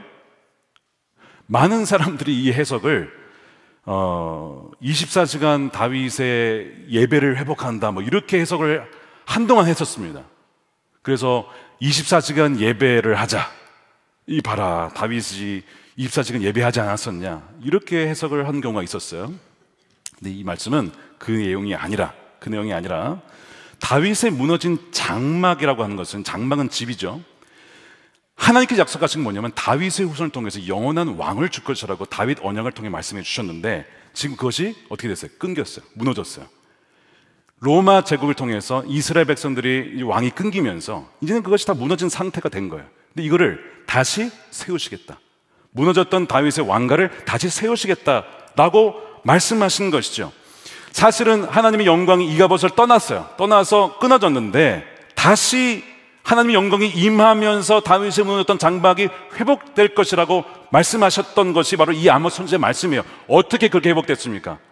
예수님께서 육신을 입고 이 땅에 오시면서 오셨죠. 그래서 예수님께서 장막을 치셨대요. 그 표현 어딘지 아십니까? 예수님께서 장막을 치셨다. 그게 요한복음에 나옵니다. 1장 14절에 말씀이 육신이 되어 우리 가운데 거하심에, 이게 장막을 친다는 표현이에요. 똑같은 표현입니다. 예수님께서 육신을 입고 우리 가운데 dwelling among us, 우리 가운데 장막, 이가봇 떠나갔던 영광이 회복이 되면서 우리 가운데 오셨어요. 임마누엘, 우리와 함께 하신 하나님, 우리가 그의 영광을 보니, 그렇잖아요. 성전에서 하나님의 영광이 충만했는데 이제는 예수 그리스도를 통해 그 영광이 충만하게 됐어요. 은혜와 진리가 충만합니다. 그분께서 자신의 육신을 허물어서 우리의 모든 죄값을 사하셨어요. 그리고 어떻게 다시글 세우십니까? 부활을 통해서 무너지지 않는 영원한 장막, 부활을 통해서 우리에게 영원한 장막을 주신 것이죠. 그래서 부활은 절대로 무너지지 않는 영원한 성전이요, 하나님의 장막이요, 부활은 새 하늘과 새 땅이 시작되었다는 징표입니다. 그래서 예수님을 믿는 사람들은 다 뭐가 되냐면 영광스러운 하나님의 성전이 되는 거예요. 저와 여러분이 하나님의 거하시는 성전이 되고 우리가 부활의 몸을 입을 때에 진정 무너지지 아니하는 그 성전을 옷 입게 되는 것이죠. 그 약속을 말씀을 아모스 선지자 말씀을 인용하면서 야고보가 이건 다 맞는 얘기다, 이미 예언됐던 것이고 지금 이것이 성취가 되고 있으니, 자, 대법관의 마지막 판결문이 19절에 이렇게 나옵니다. 그러므로 내 의견에는 이방인 중에서 하나님께로 돌아온 자들을 괴롭게 하지 말고 다만 우상의 더러운 것과 음행과 목매어 죽인 것과 피를 멀리하라, 이 세 가지만 빼고 이제 오직 믿음으로만 구원받는 것이다라고 인정을 하는 거예요. 이 세 가지는 이걸 지켜야 구원받는 것이 아니라 유대인 그리스도인들이 이 세 가지를 너무 싫어하니 이방인 그리스도인들이 이 세 가지를 그래도 존중해주고 인정해 주어서 서로 같이 공존할 수 있도록 해 주십시오. 이렇게 해서 어느 정도 서로 타협을 해서 마무리를 지은 겁니다. 그래서 교회가 갈라지지 않고 하나됨을 지키면서 동시에 교회가 성교적인 공동체로 나아갈 수 있도록 하는 놀라운 결정이 여기에서 이루어지게 되는 거예요. 이 야고보가 굉장히 지혜롭게 교회를 갈라지지 않으면서 복음의 진리를 지키면서 이것을 결정을 할 수 있었던 것이죠. 하나님의 지혜입니다. 위로부터 오는 지혜는 여러분 분열이 없습니다. 모두가 다 인정하고 받아주게 되는 거예요.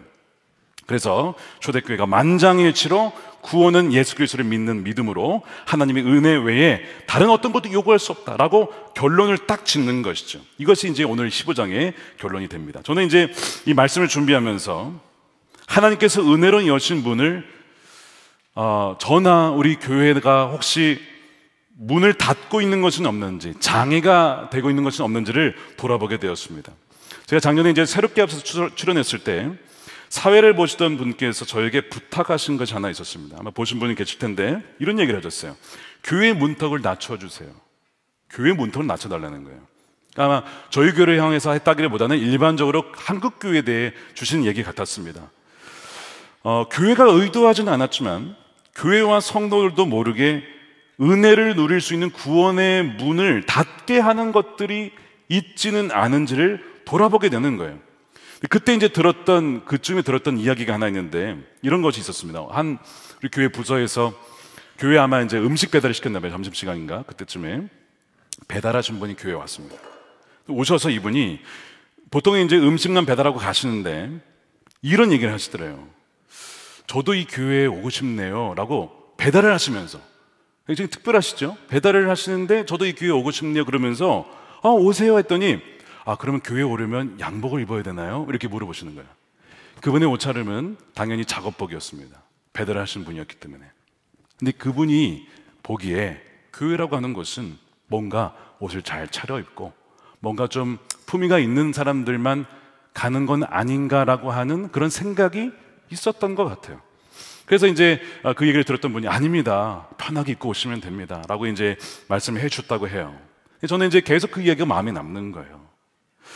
우리가 이제 하나님께 예배하기 위해서 옷차림을 잘하고 단정하게 하고 이렇게 하는 것은 물론 하나님을 사랑하고 존중하는 표현으로 그렇게 하지만 누군가에게는 어쩌면 그것이 위화감을 줄 수도 있겠다. 너무 화려한 옷이라든가 뭐 이런 것들이 교회는 잘 사는 사람들만 가는 것인가 봐, 이런 오해를 줄 수도 있겠다. 때로는 저는 양복을 입지 말까 생각을 할 때가 있어요. 그래서 어쨌든 그거는 큰 문제는 아니지만 어쨌든 안 믿는 분들의 입장에서 교회를 간다고 했을 때에 느껴지는 어떤 장애물들이 있구나 하는 것을 깨닫게 됩니다. 또 하나, 사실 이 구원의 문으로 나가지 못하도록 가로막는 장애물 중에 가장 큰 장애물이 뭔지 아십니까? 애석하게도 그리스도인입니다. 목회자를 포함해서. 그건 정말 애석한 일입니다. 사실 오늘 이 1절 5절에서 구원을 받으려면 예수님 믿고 그 다음에 할례를 받아야 한다고 주장한 사람이 누구냐면 소위 그리스도인들이에요. 유대인 그리스도인들. 힌두교인이나 이슬람, 무슬림들이 방해하는 게 아니고 타전교인이 아니라 믿는 사람들이 구원의 문을 좀 가로막고 있는 거예요. 마찬가지로 우리가 어쩌면 누군가에게 구원의 문을 가로막는, 이미 은혜로 열린 것을 여러 가지 조건에 의해서, 혹은 그런 조건은 아니더라도 다른 여러 가지 우리의 행실로 말미암아 그들이 은혜를 받는 데에 방해가 되는 것은 없는가를 돌아봐야 된다는 것이죠. 최근에 한 귀한 이야기를 들었어요. 저희 교회에 나오시는 여자 집사님이 계신데, 이 남편분이 이제 교회에 대한 좀 안 좋은 이미지를 갖고 계신 분이셨습니다. 어떤 건지는 정확히는 모르겠지만 예배에 나오기는 하시지만 교회 등록은 안 하시고 봉사를 하시지 않으면서 그냥 아내와 함께 이렇게 그냥 나오시는 분이 계셨어요. 근데 이제 이 남편분의 특정한 직업 때문에 아마 교회에서 어떤 도움을 그분에게 요청한 일이 있었던 것 같습니다. 교회 주차 관련하여서 법적 자문을 아마 물어보셨던 것 같아요. 근데 이 남편분이 감사하게도 자신이 도움이 된다고 하면 도움을 해드리겠습니다 하고 이제 교회를 오시고 교회 직원분들과 정기적으로 만나고 교제를 하게 됐습니다. 자, 어떻게 되었을까요? 교회와 더 멀어졌을까요? 역시 교회 와보니까 이 믿는 사람들이 더해 이렇게 했을 수도 있고 반대일 수도 있는데 감사하게도 후자였어요. 이 남편분이 그렇게 말씀하셨다고 해요. 저도 전해 들은 겁니다. 교회에 와서 교직원을 만나보았는데 인격적이시고 온유하셔서 교회에 대한 생각이 바뀌었어. 그 얘기를 하셨다는 거예요. 그것을 아내분이 얘기를 해주셨어요. 저는 이제 그 남편분에게 어떠한 교회에 대한 상처가 있는지 모르지만 어쨌든 마음의 문이 확 닫혀 있었던 상황에서 그 누군가의 예수님을 닮은 성품을 통해 온유하고 겸손히 하는 그 대화와 표정과 태도를 통하여서 그분의 마음이 열리게 된 것을 보면서 이것도 하나님의 은혜구나. 그분의 마음이 열린 것도 은혜고 그분의 마음이 열리도록 그 교직원분의 그 모든 성품과 행실과 그 모든 것들을 빚어가신 그 하나님의 은혜가 있었기에 이것이 이 길로 흘러갔구나 하는 것을 보게 되면서 너무 감사했어요.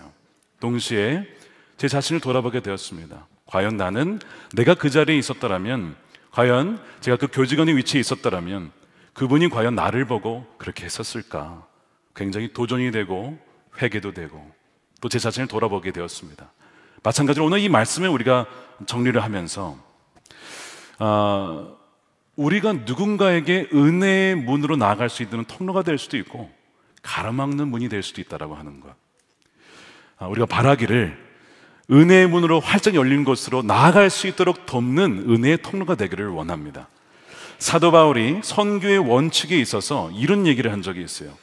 고린도전서 9장 20절입니다. 유대인들에게 내가 유대인과 같이 된 것은 유대인들을 얻고자 함이요. 나중에 이제 이 디모데를 만났을 때 뭐라고 하냐면 너 할례 받아라 그래요. 안 받아도 되잖아 원래. 왜 받으라고 해요? 유대인들을 전도하기 위해서. 그래서 할례를 받아요. 율법을 그렇게 할 필요는 없지만 그들을 얻고자 하기 위해 디모데야 너가 할례를 받으면 좋겠다. 뭐 이렇게 얘기를 합니다. 뭐 이런 식으로. 그래서 이제 율법 없는 자와 같이 된 것은 율법 없는 자들을 얻고자 함이라. 약한 자들에게 내가 약한 자가 같이 된 것은 약한 자들을 얻고자 함이요 내가 여러 사람에게 여러 모습이 된 것은 아무쪼록 몇 사람이라도 구원 얻고자 함이니. 그러니까 그러니까 계속 목적이 무엇이냐면 한 영혼이라도 구원 얻을 수 있다면 본질적인 것은 절대 타협해서는 안 되겠지만 비본질적인 것에 대해서는 얼마든지 맞출 수 있다는 거예요. 그들에게 맞출 수 있다는 거야. 그렇게 해서 그들이 죽기로 돌아올 수 있다면, 내가 은혜의 통로가 될 수 있다면 그렇게 하겠다. 내가 복음을 위하여 모든 것을 행함은 복음에 참여하고자 함이라. 사랑하는 여러분, 은혜의 문이 활짝 이미 열려져 있습니다. 우리는 그저 그 열린 문으로 우리 자신뿐만 아니라 다른 일이 나아갈 수 있도록, 방해가 되지 않도록, 그들의 죽기로 인도할 수 있도록 내어드리는 통로가 되면 되는 것이죠. 그러니까 본질은 타협할 수는 없지만 우리가 비본질적인 부분을 그렇게 고수하면서 누군가의 영혼이 죽기로 나오는데 혹시 가로막는 것이 있지는 않은가를 오늘 이 저녁에 돌아보면서, 주님, 제가 은혜의 통로가 될 수 있도록 나를 사용해 주셔서 오늘 베드로와 바울과 바나바의 증언, 그리고 야고보의 결정을 통해서 분열될 수 있었던 교회가 오히려 더 단단해지고 성숙하고 성장하여서 세계 선교의 발판이 되는 것처럼, 주님, 갈등하는 것에 화합하게 하는 그리스도인이 되게 하여 주시고, 비본질적인 것을 하는 용납하며 배려하며 그렇게 사랑으로 베풀어서 어떻게든지 그 영혼이 죽기로 돌아오는 데에 하나님, 저를 사용해 달라고 그렇게 내어드릴 수 있는 저와 여러분들이 되시기를 주님의 이름으로 축원드립니다. 우리 함께 찬양하시고 우리 기도하는 시간 갖겠습니다. 오직 주의 은혜로, 그리고 하나님의 은혜를 찬양할 텐데, 아까 말씀드린 것처럼 여러분, 우리가 은혜를 잊으면, 우리 모든 삶이, 우리 모든 신앙이 은혜인 것을 잊으면 우리는 어느덧 이렇게 할례파와 같이 누군가를 정죄하고 또한 구원의 문을 가로막는 자가 될 수 있습니다. 오늘 우리 은혜 찬양을 부르면서 다시 한번 우리에게 은혜를 베풀어 주신 하나님께 감사하는 마음으로 찬양했으면 좋겠습니다.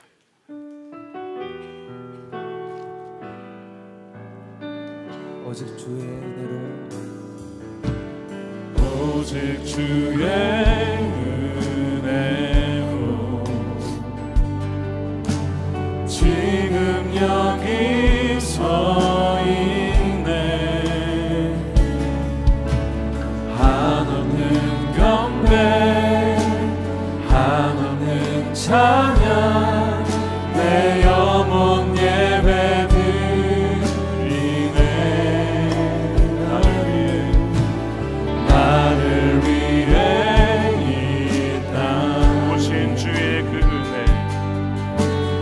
오신 주의 은혜, 십자가 고통 이기신 주님, 십자가 고통 이기신 은혜 어찌 은혜 어찌 우리 손 들고 찬양합시다. 주 은혜 날 채우시네, 주 은혜 날 채우시네,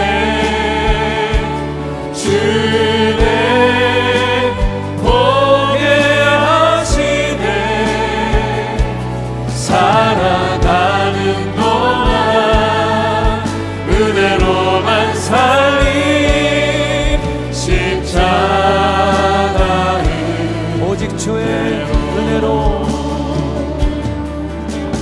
오직 주의 그렇습니다.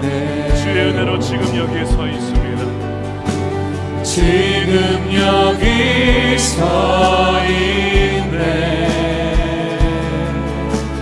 한없는 경배, 한없는 찬양, 내 영혼 예배드리네. 나를 위해 이 땅에 오신 주님, 나를 위해 이 땅에 오신 주의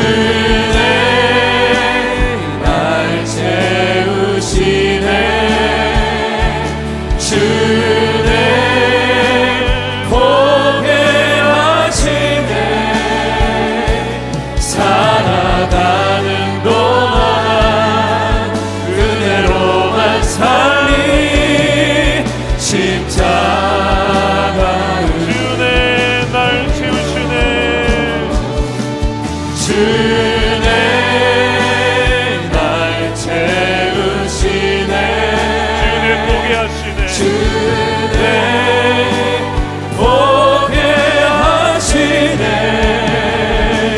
살아가는 동안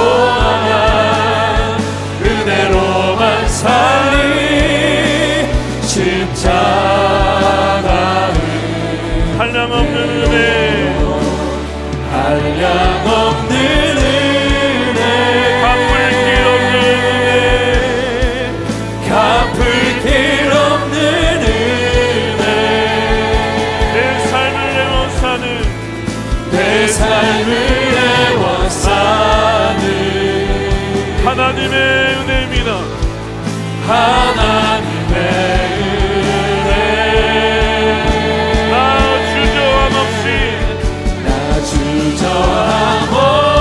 그 땅을 밟음도 나를 붙드시는 그 땅을 밟음도 나를 붙드시는 하나님의 은혜 한량없는 은혜 갚을 길 없는 은혜 한량없는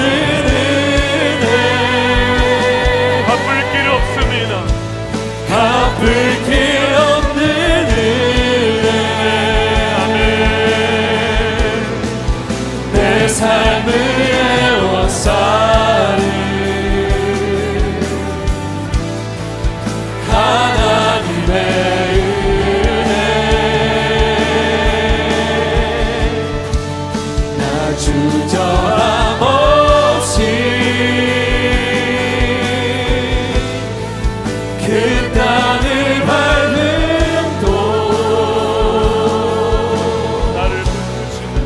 나를 붙드시는 하나님의 은혜 아멘 그렇게 함께 기도하겠습니다 우리가 신앙생활을 하다 보면 이렇게 뭔가 종교적인 의무로 하는 것 같은 때가 올 때가 있습니다. 신앙의 슬럼프가 빠질 때도 있고 주님과의 그 첫사랑을 잃어버리고 마음이 식을 때가 있습니다. 그때 여러분 이 은혜를 꼭 기억하십시오. 어떠한 공로도 우리의 지식으로도 우리의 경험으로도 그 어떤 것으로도 우리는 절대 주님을 알 수가 없어요. 그런데 주님께서 나를 찾아와 주시고 복음을 알게 해주시고 주님을 알게 해주시고 나의 모든 죄를 사해 주시고 나를 그와 같이 버려두지 아니하시고 나의 왕이 되어주시고 선한 목자가 되어주신 그 놀라운 그 은혜 그 모든 것이 하나님의 전적인 선물이었다는 것을 여러분 우리가 기억하고 우리가 그걸 다시 되새기면 우리의 신앙생활이 얼마나 기쁘고 감사한지 그 기쁨으로 다시 한번 충만하게 될 것입니다. 우리 함께 먼저 기도할 때 주님 우리 교회 공동체가 율법주의나 왜곡된 전통주의로 복음을 왜곡하지 않고 오직 한 예수님의 은혜로 구원받음을 믿고 선포하여 구원의 문이 활짝 열린 공동체 은혜가 날마다 충만한 그 은혜의 힘으로 날마다 살아가는 우리 모든 성도들이 될 수 있도록 인도해 달라고 우리 함께 주여 한번 외치고 기도하겠습니다. 주여 하나님의 감사드립니다. 하나님의 은혜로 살아가는 하나님 하늘을 의지하는 하나님의 백성들을 되게 하여 주시옵소서. 나의 어떤 공로가 아닙니다. 나의 지식도 아닙니다. 나의 경험도 아닙니다. 나의 재능도 아닙니다. 우리는 멸망할 수밖에 없었던 주여 파멸당할 수밖에 없었던 하나님 멸망의 자식들이었습니다. 우리에게 자식들이었습니다. 그런데 아버지 하나님께서 찾아봐 주셨습니다. 주여 하나님 우리가 남게 한 것이 아니라 하나님이 우리에게 먼저 와주셨습니다. 우리에게 다가와주셨습니다. 놀라운 이 구원의 은혜를 누리며 살아가게 하여 주시옵소서. 날마다 붙들어줄 수 있는 하나님의 은혜로 살아가는 하나님의 존귀한 자녀들이 되게 하여 주시옵소서. 하나님 감사합니다. 이 은혜를 다 표현할 방법이 없습니다. 하나님 아들을 눈으로 삼고 바다를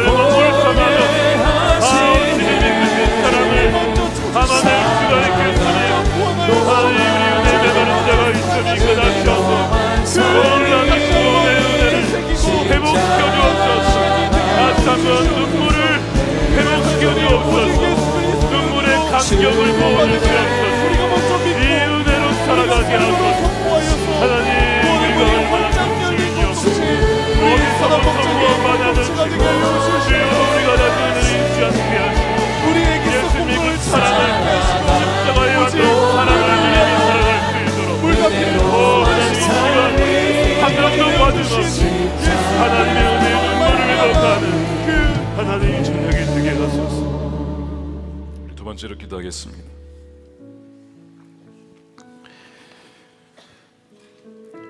사람 사는 곳이면 어디든지 갈등과 다툼이 있기 마련입니다. 초대교회도 예외가 아니었습니다. 분열과 논쟁이 있었습니다. 그런데 그 과정을 통해서 오히려 교회는 더욱더 성숙했고 단단해졌고 또한 이방인들을 더 품을 수 있는 교회가 되게 되었습니다. 오늘 이 시간 우리 기도할 때 여러분 혹시 갈등 가운데 있는 분 계십니까? 그것이 가정에 있든 그것이 부모와 자녀의 갈등이든 성도와 성도 간의 갈등이든 목회자와의 갈등이든 부모님과의 갈등이든 무엇이든 간에 하나님 이 갈등이 변하여 하나님 오히려 더 성숙하고 자라는 계기가 되게 해 주십시오. 교회 안에 다양한 성도들의 차이점과 문화를 인정하되 구원의 본질은 동일함을 놓치지 않고 성령의 하나됨을 힘써 지키며 하나님께로 돌아오는 형제 자매를 조건 없이 사랑하고 환대하는 공동체가 되게 하여 주시옵소서. 아까 술 담배 얘기를 했지만 여러분 동성애도 마찬가지입니다. 동성애는 죄지만 동성애 자들도 교회에 와서 복음을 누리며 은혜 가운데 구원받아 변화되어야 할 잃어버린 양들인 줄로 믿습니다. 동성애자들 뿐만 아니라 하나님 마음속에 수많은 우상을 섬기는 많은 이들이 있습니다. 우리도 여전히 죄 가운데 살아갔지만 주의 은혜로 주 앞에 나와 주께 예배하지 않습니까? 하나님 교회가 구원의 문턱을 낮추고 정말 누구든지 주께로 나와 그 은혜로 말미암아 변화줄 수 있는 그 구원의 변화가 일어나는 하나님의 구원의 통로가 될 수 있는 이 공동체가 되게 해달라고 우리 한번 잃어버린 양들과 또 구원의 하나님 갈망하는 자들을 위하여서 또한 갈등 가운데 있는 이들을 위하여서 함께 주의 마음 외치고 기도하겠습니다. 주여 할렐루야. 그렇습니다. 많은 갈등과 다툼과 우리 서로를 살아가면서 서로의 차이와 문화적인 배경과 전통과 가치관과 많은 다름으로 말미암아 갈갈이 찢겨진 사회를 살아갑니다. 그러나 성령께서는 진리로 하나 되게 하시고 통합하게 하시며 하나 되게 하시며 주여 아버지 시간 성령으로 말미암아 하늘 갈라진 마음들이 하나 되게 하시고 마음의 상처가 우리 서로 이어져 주님 더하신 성전이 열려있는 하나님의 구원의 공동체가 되게 하여 주시옵소서. 다양한 것을 통하여 더욱더 구원의 성령이 기다림이라도 지어져가 되게 하소서. 이것도 우리를 먼저 사랑하신 그 하나님의 사랑처럼 우리도 서로 이어져 기다리며 기도하며 오늘을 위하여 영혼들을 위해 기도할 때 예수의 놀라운 구원의 은혜로 그들도 세대가 되었고 예수를 함께 따르며 힘없이 도리가 되었으나 놀라운 구원의 은혜를 하나님께 하나님께로 돌아오는 그를 향합니다. 할렐루야. 우리가 느끼어 그립니다. 우리 서로 이어져 하나님 성전이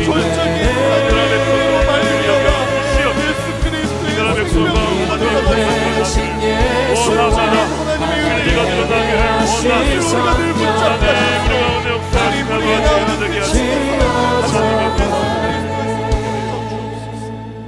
우리 오늘도 우리 강단에 오셔서 기도하실 분들은 오셔서 올라오셔서 기도하시고요. 기도 받으실 분들은 나오시면 여러분들을 위해서 기도해 드리도록 하겠습니다. 마지막 세 번째입니다. 우리 초대교회가 갈라질 수 있었던 위기 속에서 이 15장 이후에 16장부터 이제 제2차 선교 여행 그리고 3차 선교 여행이 일어납니다. 유럽에 복음이 전해지는 놀라운 역사가 일어나게 되죠. 그러니까 이 갈등이 꼭 나쁜 것만은 아니라 이 갈등을 통하여서 이 초대교회 신학이 더욱더 견고해집니다. 그리고 이단과 가라지가 갈라지게 되면서 복음을 지켜낼 수 있는 계기가 된 것이죠. 마찬가지로 교회 안에 또 가정의 갈등이 있다면 그것이 변화되면 성숙하고 더 발전할 수 있는 계기가 될 수 있다는 것입니다. 동시에 지금 특별히 우리 대한민국을 위해서 기도했으면 좋겠습니다. 나라가 정확하게 양분된 상황 속에 있습니다. 여러분 기억하실 것은 어느 쪽에 있든지 여러분 양쪽에 다 그리스도인이 있어요. 어느 한쪽에서 야 저쪽에 있으면 저들은 다 가짜야, 저들은 다 버림받은 자들이야, 여러분 그런 말 쓰지 마십시오. 하나님의 백성들, 오늘 분명히 말씀하잖아요. 지금 할례파들이 저들은 다 구원받지 못했어 라고 할 때에 베드로가 뭐라고 하냐면 제자라고. 그렇게 하면서 품어내면서 이 갈등을 봉합해 나갑니다. 근데 이 봉합해 나갈 때에 자신의 경험이나 어떤 주장이 아니라, 물론 경험도 있었지만 중요한 것은 하나님의 진리의 말씀을 증언하고 그것이 과연 우리의 상황에서 벌어진 것이 옳으냐 아니냐를 기준을 가르는 기준이 바로 복음이었고 진리였습니다. 우리 나라를 기도할 때 이렇게 기도했으면 좋겠습니다. 대한민국이 양분된 국가적인 위기 상황 속에서 갈등을 조화롭게 해결할 수 있는 위로부터 오는 지혜를 부어 주시옵소서. 특별히 지금 대법원들의 판결이 있습니다.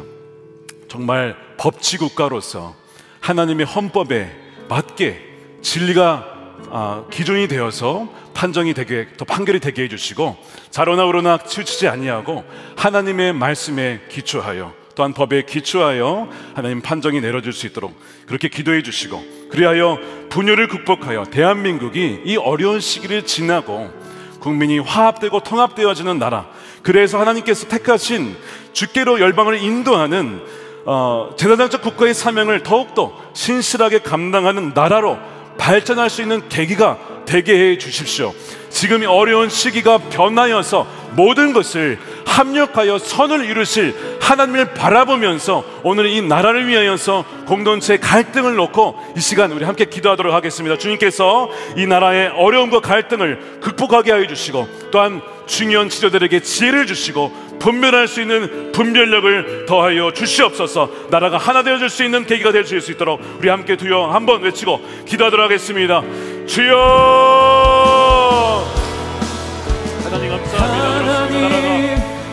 우리 서로 하나님의 백성을 서로 아버지 비판하며 하나님 것입니다. 하나님의 나라를 구하며 그리스도를 구하며 하나님께서 정말 원하시는 건 무엇인가를 아버지 구하며 나갈 수 있는 백성들이 되게 하여 주시옵소서. 진리로 깨닫게 하여 주시옵소서. 양분된 공동체 이 나라가 주 예수 그리스도의 진리와 의리로 말미암아 하나님 놀라운 하나님의 누가마도 인정하고 받아들일 수 있는 판결을 내려줄 수 있도록 하나님 국가들에게도 지혜를 주시고 하나님 능력을 더해 주시고 아버지 나라 가운데 하나님께서 하나님의 세일을 행하시며 가정사를 보여주시러 믿습니다. 대한민국 이 가정을 통하여도 더 성숙하게 하시고 하나님 자유민주주의 국가로서의 기관이 더욱더 건강해 보이고 세워질 수 있는 이 나라가 되게 하여 주시옵소서. 하나님의 백성들, 하나님의 성기의 백성들을 깨어서 이 나라가 하나님 되며 나아가시기를 원합니다. 주여 이 나라 백성들을 공인히 여겨주시고 진리 가운데 빛 가운데 드러나게 하시고 거짓과 속임법은 사라지게 하시고 무너지게 하시고 진리만 온전히 세워지게 하여 주시옵소서. 하나님의 이름으로 백성들이 돌아오기를 원합니다. 하나님의 진리가 너무 성도하게 세워지기를 원합니다. 할렐루야. 이 나라가 더욱하다니 모든 모든 말씀을 통하여 통합되고 치유되고 성숙하고 발전한 세상이 되는 하나님 역사하여 주시옵소서. 주님의 마음이 우리가 주께서 모든 일이 없으면 할렐루야. 우리가 되어서 나라를 위해 기도하는데 주여 그들을 위해 기도하시고 하나님의 백성들의 마음을 헤아리게 하시고 주여 이 나라가 오직 우리를 위해 세워지게 하소서. 모든 거짓과 불의가 드러나게 하시고 진리 가운데 빛 가운데 세워지게 하소서. 주 약속 안에서 약속 안에서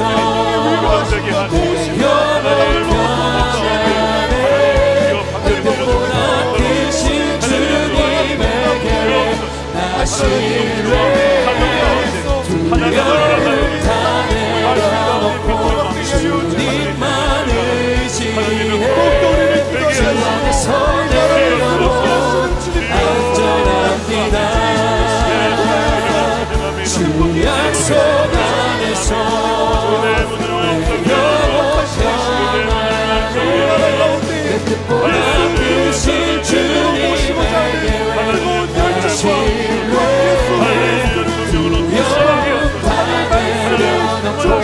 주님만 의지해 주 안에서 내려놓고 안전합니다.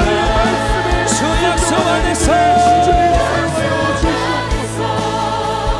내 영혼 평안해 내 뜻보다 크신 주님의 계획 다시 두려움 다 내려놓고 주님만 의지해 주 안에서 내 영혼 안전합니다.